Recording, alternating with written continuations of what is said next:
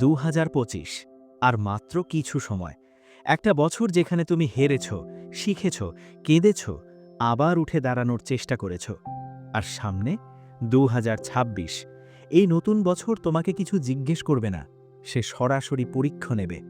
প্রশ্ন একটাই, তুমি কি প্রস্তুত? আজ আমি তোমাকে কিছু কথা শোনাতে চাই, যে কথাগুলো বলেছিলেন ডক্টর এপিজে আব্দুল কালাম। এগুলো শুধু উক্তি নয়, এগুলো ভবিষ্যতে টিকে থাকার নিয়ম।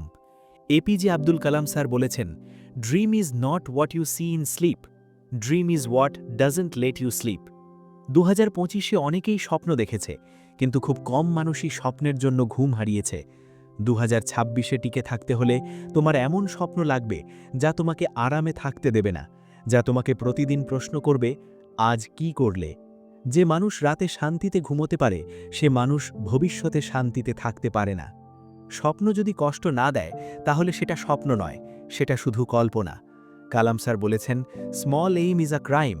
2025-এ সবচেয়ে বড় অপরাধ কি জানো? নিজেকে ছোট ভেবে নেওয়া। 2026 এমন একটা বছর যেখানে গড়পড়তা মানুষদের জন্য কোনো জায়গা থাকবে না। তুমি যদি ছোট লক্ষ্য নাও, তাহলে সময় তোমাকে পিষে দেবে।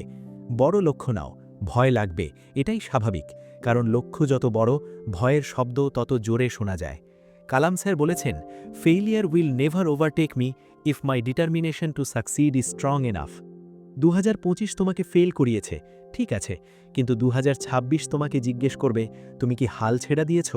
ব্যর্থতা আসবে, বারবার আসবে, কিন্তু ব্যর্থতা কখনো কাউকে হারায় না, মানুষ নিজেই হেরে যায়।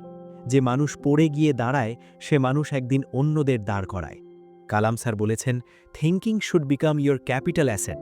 2026-এ ডিগ্রি নয়, চিন্তা শক্তি দামি। তুমি কিভাবে ভাবো, কিভাবে সিদ্ধান্ত নাও, কিভাবে সমস্যা সমাধান করো, এটাই তোমার আসল সম্পদ। যে মানুষ চিন্তা করতে জানে, সে মানুষ কখনো বেকার থাকে না। কালাম স্যার বলেছেন, to succeed in your mission, you must have single minded devotion to your গোল।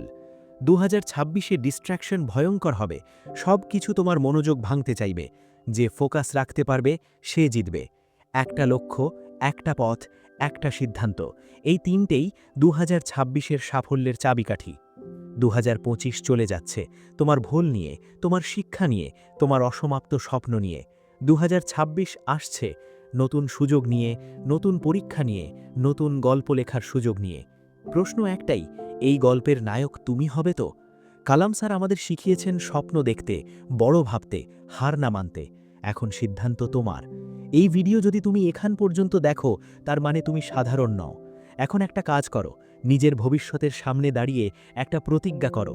কমেন্টে লিখো, 2026 আমার বছর। এই কথাটা লেখা মানে তুমি নিজের সাথে চুক্তি করছো।